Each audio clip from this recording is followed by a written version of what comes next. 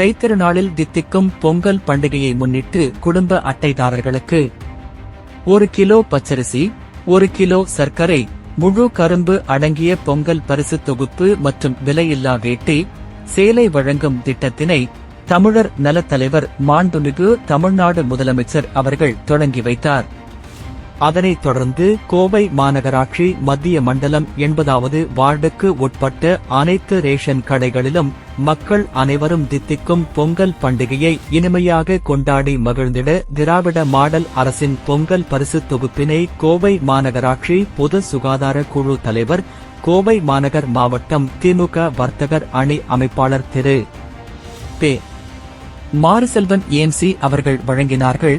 இந்நிகழ்வில் வார்டு செயலாளர் திரு நானுதங்கவேலன், பகுதி துணைச் செயலாளர் திரு என். ஜே. முருகேசன் மற்றும் கழக நிர்வாகிகள் ஆகியோர் உடனிருந்தார்கள்.